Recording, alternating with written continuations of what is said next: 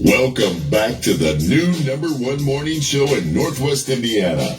News, sports, education, and entertainment. Wake up, GI, with Jeffrey Smith. Brought to you by the Geary Community Schools Corporation. All right, I was blasting it in here for sure. It is about 8 minutes after the hour. See, sometimes my days run together, in particular when it's cold. We're going to talk some Black Chamber of Commerce. We're going to be getting into that in just about a couple of seconds or so. Then at the bottom of the hour, we've got another guest coming in. We'll be going into that. So I want to just kind of jump into it right now. I want to welcome our lovely guest. I want to appreciate you for getting out in that cold. And as you said, you got your glasses on. So I'm going to take this interview seriously because you definitely are, because you come in here all intellectual and stuff. So I'm ready to go with that. First of all, go ahead and introduce yourself to our wonderful audience. My name is Lois Whitaker. I am the founding president of the Black Chamber of Commerce of Northwest Indiana. Yeah, what's going on? How you doing today? Staying warm? Yeah, staying warm. Looking forward to 2025 and trying to see how we're going to help our businesses in the region to succeed with all the changes that's going on politically, right? Okay. All right. Well, we'll get into that in just a second. Give us a little background, though, because I think it's a pretty interesting story about how the Black Chamber of Commerce came to be. I know we kind of got into it a while ago, but give us the Cliff Notes. Give us a brief history about why you started it and how it came to be. So the reason why I started the Black Chamber of Commerce, because I noticed that a lot of the minority-owned businesses had the same problems in their business. Number one was access to capital. Mm-hmm. And of course, it could be for credit reasons, for, we don't have our paperwork together to be able to go get a business loan. Right. And also, a lot of us are skilled in whatever we do, but we don't have a business mind. Right. And so you decided that we need to kind of centralize, or there was a need to centralize those kind of problems so the resources, collectively can go after and get those resources and give people easier access and even questions answered. I would assume that's a resource as well. So here we are. So tell us a little bit about what you're up to now. So basically what we're up to now, we are, we had an advisory board meeting last night. Oh. And what we're trying to accomplish, it's been a lot of changes. And how does that affect small businesses, especially in our region right now? Give me an example of some of the changes you all talked to, like you're referring to. So basically, as you know, we have a new governor as well as a new president, right, in 2025. Right. And it seems like what they're up to is more trying to clean up the economy, but giving it to the business owners instead of the government to bring us back from COVID. Now, let me ask you this. As the Chamber of Commerce, tell me a little bit about your stance on that. How is that? How do you perceive it? Because, like I said, we're day 3 into this, and we're not going to get political or anything like that. But the Chamber of Commerce typically, historically, is pro-business, and so I would assume that. And there's no indication that there's going to be slashing of regulations or anything. And there are some concerns as it relates to what it looks like and diversity in some of the contracting and things like that that's out there. So I appreciate that. But what is it exactly that you all are looking at, or I guess are trying to prepare yourselves for in this new landscape? Well, number one, the new thing, we're going to have to skill up. Oh, absolutely. We're going to have to, and another thing is, in our community, we need to all come together. Yes. Because now, if the way that they're looking at things is more what they say DEI, eliminating DEI and looking at MEI, which is mastery and excellence and intelligence or innovation. Right. So in my mind, the first thing I think about is skills. Right. And how are we going to position ourselves to compete? Because now they're saying, okay, we want to be colorblind. We're not going to look at your color. We're going to look at your skill set and what can you bring to our economy to make it better. Mm-hmm. That's the way I perceive it. No. You know what? As you say that, I agree 110% with your interpretation. And maybe I'm a little bit spoiled. We've got our mutual friend over here. I know so many others, but I'll be honest with you. I think this is just my personal opinion, and I think I'm kind of online. I'm agreeing with what you're saying. I don't view this as necessarily a bad thing. And I'm just going to tell you why. I've been a little spoiled by the people that I'm around. And I understand there are people who are interested in being entrepreneurs, who want to get into business.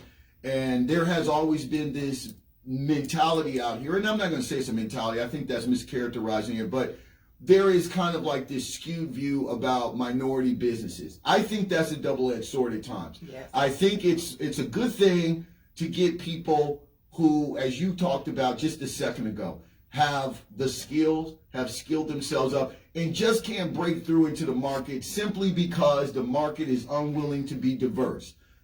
On the other note, I think at times we tend to want to reward mediocrity. As I said, I've been spoiled around the people that I'm around all the time. You know, we got a mutual friend here, but I've got some other friends that are business people and entrepreneur. And I got to just tell you, white, black, red, green, or the other, they work, they put the work in. They're good. It doesn't matter if they're male, female, black, white, or whatever. They are operating at a high level. They can just compete with anybody, and fair and square. If they get the contract, they get it. If they don't, they don't. And I think the narrative that you just got through alluding to, I think needs to happen. I think we've got to sit here and we got to be honest with people that want to get into business and say, listen, there's no gimmies. I mean, you know, this is capitalism. It's competition. Go out here. You've got to, as you said, upskill yourself if you're a little deficient in certain areas. And do what you got to do, because the next person's coming, and as I said, regardless of whatever race, creed, or gender that they are, they're going to come and bring their best. And so I think this conversation is long overdue. Yes. And maybe I'm spoiled because I'm around people that I don't look at as, I don't put them in these boxes. I just look at them for what they do, and I guess maybe I take that for granted. I apologize. Well, and I think, and you know what, when you look at the system as a whole, what makes us better as American business? Competition. Yeah. Competition is, this is why you have McDonald's. This is why you have Burger King. Exactly. And both of them are always trying to think of ways. Going after the same customers. Going after the same customers. But how can I compete against McDonald's? And I think with McDonald's more on, they come so, everything is so fast paced. Right. That's how McDonald's compete. And that's how we have to figure out, how can we position ourselves mindset-wise in today's market? And one thing that my inspiring entrepreneurs, because this is the number one call that I get, I need a grant to start my business. No, it's not going to happen. Right. It's not going to happen. Right. You have to have skin in the game. And skin in the game, that's what they're looking for. Yes. And if you don't have that, thinking that somebody's going meaning that you should invest in you got to go out here and grind a little bit before you go after somebody else trying to fund you. Yes. Yeah. And you got to cut out that restaurant food. You might have to cut out them purses. Yeah. Hair. Now, yes. You might have to sacrifice that tax return. Whatever you have to do, you're going to have to fund your business. Right, because if I'm a person that's a lending institution, or even if I'm a personal lender, I'm a venture capitalist, I want to see that you are you're investing in yourself to a certain degree. Now, you might not have the money, but maybe you're doing it with your time. Maybe I'm like, you know what, this person doesn't have any time for like racquetball or golf, because every time I turn around, they're burning the midnight oil. That is something that I would attract me as well. So that's kind of what you are talking about and what you want to kind of make front and center in 2025. Yes. Yeah. Let's work on our skills as entrepreneurs and also our workforce. So what is that? So what are you all doing collectively? Because I think you're right on the money. I'll be honest with you. I think you're really tapping into something. So what does that look like going forward with you all? Are you all going to put, seminars together? Are you going to try to connect people with resources or educational resources to help them better themselves or get the skills they need? Of course. I know you are. I'm naturally an educator. Yes. I'm currently in school for my doctorate in education. Oh, congratulations. La-di-da. Look at you. I'm going to call you doctor shortly. Yes, Dr. Whitaker. But, you got a nice ring to it. Yes. I saw you smile when you said it. I like it. Go ahead. But, we always have been educational. I think that's what sets the Black Chamber apart from the rest. We have always focused on education and resources versus... and that's why we are kind of different. We will have our first breakfast in March because we want to see, we need a time to see what bills are passed. Right. What's being reviewed and how does that affect small businesses. Yeah. That's what we're working on right now, so we could create a plan to help businesses. But I do know based on, Trump's speech. Yeah. And I always everybody listens to values. And, that's what politicians do. They throw out the values. This is the values. But if you listen very closely, they all tell you where the money is coming. Right. And the three things that I really heard Trump say was entrepreneurship. Absolutely. Innovation. Yes. And skills. Yes. That's where the money is dropping. Yeah, well, listen, I mean, we've talked about this on this show, and I think even one time when you were here, we were talking about the fact that the economy in the past 5 years appears to be going very much towards a skills-based economy. It's just, it is what it is. And so it is what makes places like where this studio is located more valuable than probably they have been in the past. I don't mind saying it about my ignorance when I was graduating high school. My parents were college educated. I knew I was going to college, and I actually kind of used to look at some of my classmates who were getting on that bus in the mornings or getting in the afternoons and coming over here, getting that certificate is kind of like, wow, maybe you should do better in school. But came to find out that there was a place for them in the economy. I mean, I've got some friends that I graduated with that are doing very well, living very nice homes. They have great, steady careers. Their kids are going to college and all that kind of stuff, and it's because they had a skill. So going to your point is, as we get ready to get into Black history and kind of re-educate ourselves about our ancestors, I think that I don't want us to kind of forget the narrative that we've always have been a skills-based people. I think the education part is something that we absolutely need it.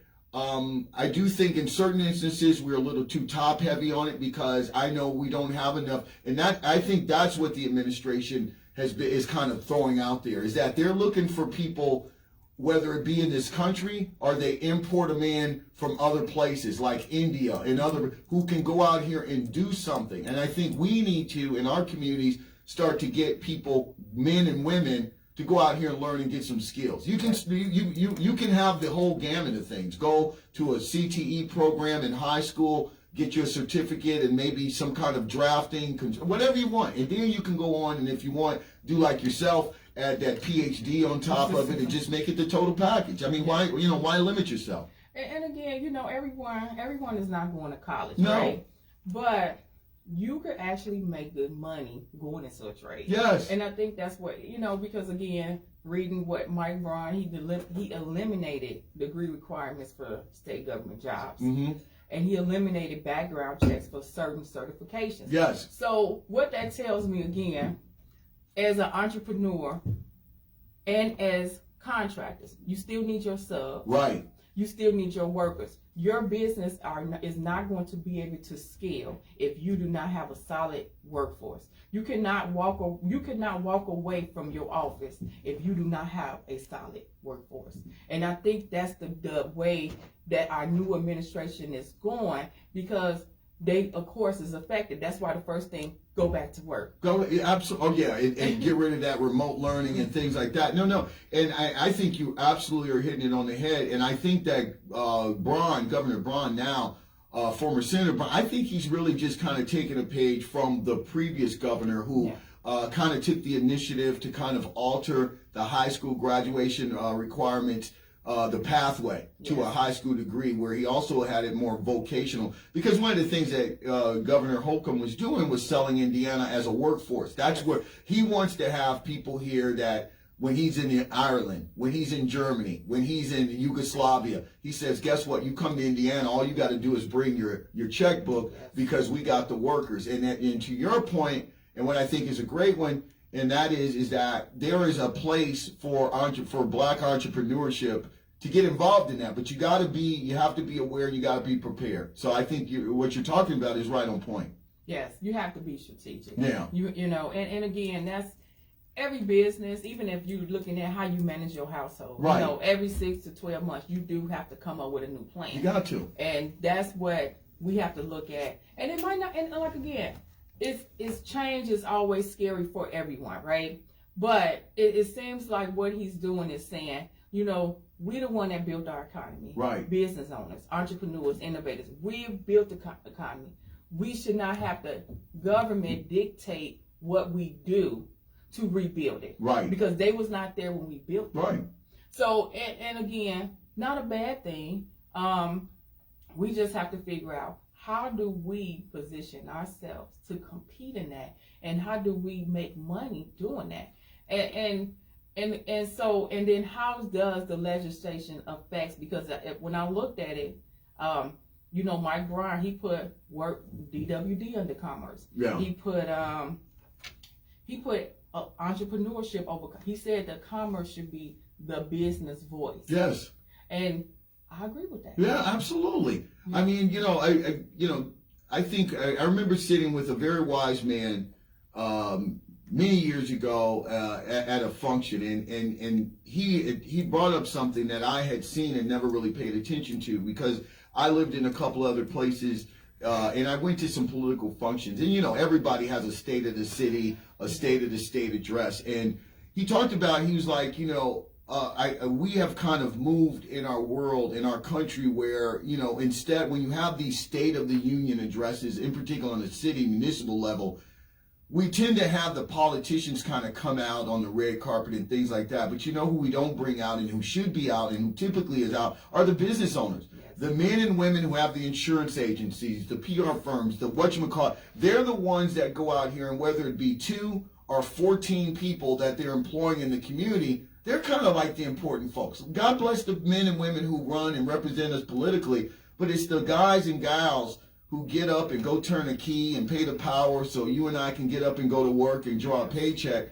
Those are the ones that we should be kind of listening to and kind of finding out what their thoughts are. And so I think, to your point, there is kind of going to be a new focus, and I can appreciate you for being, like, from day one, kind of recognizing that and getting out here in front and trying to, get people updated on it. Yes, yes. This 1.7 trillion is what the small businesses That's a lot of money in the economy in the United States. That's a lot of money. So again, it's still opportunities for us. Right. Like I said, we still, whatever stage you are in business, if you have like we got Elon Musk, we see who's there with Trump. Oh yeah. But full disclosure, everybody who's listening, that's our favorite billionaire on the show. We're no longer Jeff Bezos. We're Elon Musk. Yes, we're Elon Musk. Yeah. And we see we moved on. Yes, we have moved on. But I don't necessarily see that as a bad thing. It's not. No. And I think these conversations that you and I are having, and I love that, as I said, you and your organization on the 23rd day of 2025, are getting out here like, listen, we're starting off the year and we're going to be a beacon for us to have these kind of conversations. We're going to get out here. Here's our organization. Join it. Support it. And kind of bring, if you've got something we want to talk about that we're not talking about, let us know. But we're here to do that. We want to be a beacon. So I'm with you. I'm absolutely happy that you're doing that. So for people listening right now, okay, let's just say businesses. I'll start with them. What do you want from the businesses who are listening and say, you know what, she's on to something. She's absolutely right. We need to kind of get together and operate more as a group than separately. Where do we start? How do we get involved? What should we do? Basically join the chamber. Yeah. Also, let us know, what do you think that you want to see a change in? Right. In the community. Because collectively, we could create like what they're doing on the national level. Yeah. Trump brought all his, he got all his billionaire friends up there. Yeah, and what they're doing, they're creating a plan. Of course. So that's what we need to do. Right. We need to come together and create a plan. Right. What do we want to see in our region to make us better? But how we capitalize on that. Exactly. That means, how do we make money making what we need in our region? I like that. And I think you alluded to something when you and I first started the conversation, and I went off on one of my tangents, but you really did hit on something at the very beginning when you were talking about we all got to support each other. And so as you do sit here and talk about on the broad scale what's happening at the federal government, what appears to be this alignment of very rich and powerful private sector people that are now getting involved in the government because Donald Trump is there.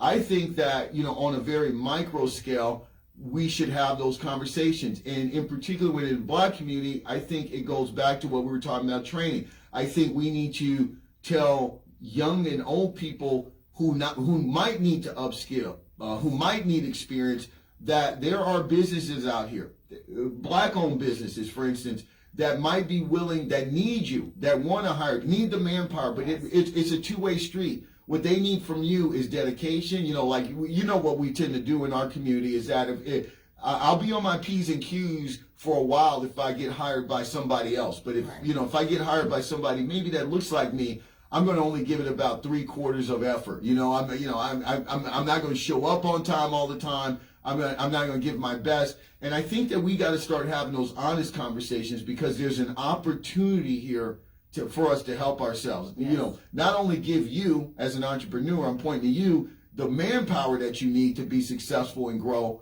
reliable manpower, but also you can give people like, us and other people the opportunity to come up and give us that experience that we don't have. Because how many of us go and try to fill out an application because we're trying to better ourselves and take care of our families, and what happens? We get to that one part in the application where it says experience, right, and we don't have any.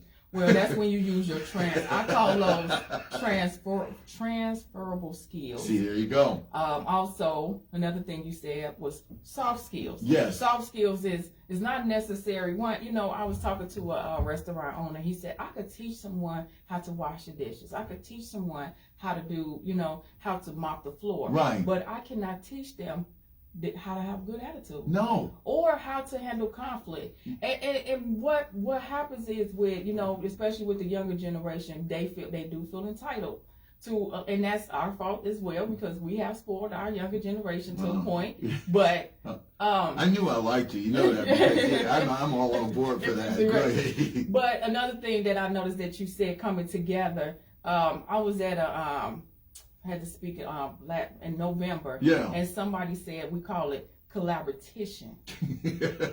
Collaboration. That's not often heard on in our community, where we know that we in competition, but we have to come together because your skills is different from my skills, right? Right. And saying something biblically, the Bible said we should not be alone. And that doesn't mean relational, always relation wise. It also means building wise skills.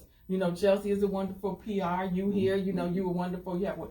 And I have a business mind. Right. But if we bring all those together collectively, imagine what we could do. And it goes back to what we were talking about. I think we have to have that conversation about being able to work together, because I don't have a problem in for instance, we have a little summer business that we have where I'm dealing with people, and I let them know that they're very important for it to work for myself. I mean, there's value in them coming and showing up. They're not there to make me look good or to make me successful. I need them. Yes. And so if I'm become dependent, if I'm looking for you at a certain time and I think those are the kind of things. I like that word. I never heard it. Collaboration, because I do think that we do have certain people, not everybody, because I think I've been spoiled because I know some good people, but I do see it, and that is that God forbid that there's somebody that's even in your neighborhood. They might not even be doing the same thing you're doing,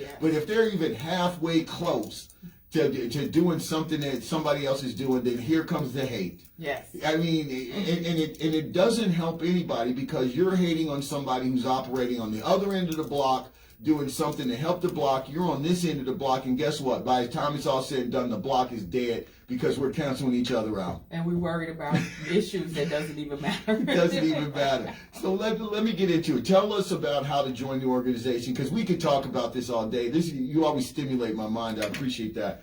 Tell us about the organization. How can one be a member? Do you have professional members, i.e. businesses that want to come in? And how can one just be, a member from the community? So you can always go on our website, nbccin.org, or you could call our office, 219-802-0229. And we'll send you email you a membership package to let you know what your membership gets you. And we do have, so it is different stages. We have individual memberships. That's people that doesn't have any businesses, non-for-profits memberships. And then we have corporate memberships as well. The more for your season-owned businesses. Right. And then they do go up, of course, like if you're a larger corporation with more employees. Absolutely. You got to pay your fair share. Yes. So But we are definitely excited. We're ready to kind of position ourselves in the new year, and we want to level the playing field. All right, we got you a phone call. Good morning, caller. How you doing? You're on with the Black Chamber of Commerce. Good morning. Good morning, good morning. I wanted that information. I had to pull over because I wanted to write down the website again. Could you give that to me? Okay. Oh, all right, there you go. Thank you very much. She's pulled over. Be kind. Wow. Be Safe. about Okay. that. NBCCIN.org. Yeah, repeat that one more time for the people in the cheap seat. NBCCIN.org. Okay. All right. And so, do you all meet? Monthly. How does that work? So we meet quarterly. Okay. You're busy with people. Well, because you know what, we want to have Something value. to do, right? When you get together. There you go. So you don't meet just to meet. There you go. There you go. You understand what She said, "There I go." No, but as I said, so do you have any activities coming up in the near future? So we do have, we're going to have a chamber breakfast March the 3rd. We have a black and brown mixer in May, May the 8th, and we also going to have our annual convention in June. Oh, Yes. so where's the convention? You got a location? We're looking at Maryville right now. Oh, la-dee-da. You gonna be black tie and the whole nine? Yes, we want to, You're gonna do it. we want to have a corporate. Well, Miss Whitaker, featured Dr. Whitaker, as I said, you get my mind stimulated, and obviously you got the listeners going earlier today. We get another phone call. Good morning, caller. How you doing? Good morning. Speak up. Can you hear me now? Yeah. Okay, I would just like to ask a question. I know myself African American male. Seems like in our community, even with African-owned business, we have competition with other people from other races. And it seems like it's kind of hard that when you got people coming into your shop of your race, that think because you're African American, you're supposed to get them a break. I've been in business now for 18 years. My father was a businessman for over 50 plus years. And one thing he told me when I first started talking about opening my own business was the hardest thing you're going to do in life is own a black business in a black community. Okay. Because we think that because someone is black, we are supposed to get a discount.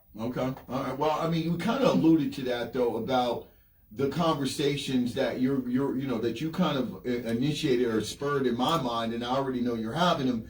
That we have to have some collective conversation, and that's the truth. Is that we all sit back here, and myself included, where we always lament about, oh my God, we don't have anything in the community. Why don't we have more of this in the community? And then when the men and women who go out here, and I want to throw this word out here because I don't think it's appreciated enough for people who do go out here and start businesses. There's risk involved. Yes. A lot of people, sometimes I get to talk to our mutual friend Jocelyn, who comes on here, and she kind of tells me sometimes about some of the things that she might get from, as I like to call them, the email assassins, the people who get on Yelp and everybody got a comment. Mm-hmm. And I don't think that people really understand about the cojones it takes to go and sign your name on the dotted line and get a loan to go out here and put something out there, and then have us from the peanut gallery come in there and judge you and make comments and things like that. So the last caller is hitting a point that I think is something. It's not exclusive to the black community. Other communities do it, but it is more focused in our community because it's so detrimental. You know what I'm saying? And that is we're always like you. If you've got a business, and so if I come in there and just because I know you and because you might look like me, I want the discount. Right, you want the discount. There Forget the fact that you still got a landlord, you still got insurance, you still got overhead, but I want the discount because we can. But we have to pay to play. Let's go to the phones. Caller, good morning. Hey, I want to speak on people who got their own business, black folks. Yeah, go ahead. Or even doing work on the side. I used to do electric work on the side, wiring houses and stuff. Yes. And so I didn't charge my people the same that the white companies charge. Right. So I said, hey, I'm a black man, I know the suffer, so I'm gonna give you a discount. And by me doing that, I kept money in my pocket. I wasn't trying to overcharge you just because of certain race charge you this, I'm gonna charge you the same thing or even more. Well, no, I got you. Thank you very much. And I guess we can appreciate that. I mean, that's part of your marketing plan. Yes. If you go out there and start a business, and say, listen, I want to do what, I want to provide a service for less. I get it, but I don't think we should expect that. That's kind of where I'm going. Because when we start a business, we have to really pay so much money up front. Yeah. So meaning that we have to pay before we even make money. Yeah. And sometimes that's $10,000, $20,000 that we have to come out of our pockets in the beginning. Right. With NIPSCO and everyone else. You got people twisted right now. Paula, good morning. How you doing? Hey, quickly. We as African Americans went to the same schools that these other races went to. Yeah. We had to pay the same fees. I still go to school. Right. So why should I have to lower my price? I got you. Go ahead. You know what? You don't. I don't think you have to lower your price. You could always create a value or look at or give them other people prices. Like, okay, well, this is what this person charging, this is what this person charging, this is what I'm charging. And again, people gotta understand just because we're entrepreneurs, we are people too, and we have bills to pay, and we have double bills. No, I'll give you an example I'll give you a great example, kind of going along with you without kind of getting into revealing our business here at the station. But even prior to in my other location, for instance, is I used to always have people that, because right now what we do here, for the most part, the business sector that we're in on this is we're advertising. I'm a nut and I'm on the air and things like that. But there's also stuff that, because ears are coming over here, there's value, there's marketing and advertising involved. For the most part, that's what radio is. And so I would have people, and I remember coming to our old place who, say, hey, Jeff, Mr. Williams, or what have you, I listen to you all, I want to do this, I want to do that. And not realizing that while it's all fine and dandy, that it's marketing. You know what I mean? Like these would literally sometimes be people who have their own, I'm talking about they've got a budget set up. Yeah. And if they were going on the other side of the region, I'm not naming other media outlets where other people also have marketing packages and say, all right, we'll give you 3 or 4 spots. You're going to pay $2,200 here and da-da-da. They would just kind of come and be like, guess what? I'll listen to you. Put me on the air. And be like, wait a minute. I understand that. But, we operate on those very same parameters. And we kind of, so where I'm going with it and what I'm saying is that, people also have to understand the service you pay. Once again, I'm not trying to bring her into the show, but we're talking about our mutual friend who's here who, is operating just like a publicist and a PR would do. And there is a set base rate about certain things that are provided. Appearances, print media, other media and things like that. And you gotta go out here and operate on that because that's the sector that they operate in. So when you are ready, you have to do some internal judgment. When you are ready to make that step, then you have to understand what your budget needs to be or how you might have to increase it. If you're not, then you can get creative and maybe run some flyers off and do some stuff until you're ready. Right. But you should not go and ask that other person or that person to now come down from where they are to go out here and come down to your level just because you might not be ready to operate on that level. You get what I'm saying? Yes. Am I making sense? Yes, you make it sense. All right. Anyway, we're talking to the future Dr. Whitaker. Oh, my goodness. It's Business 101. Welcome to the show. Good morning. Hey, I want to give an example here about businesses. Yeah, quick. The Mexicans took over the glass business. Yeah. Well, yeah, let's be. Guess how they was able to do that? How? They cut the prices.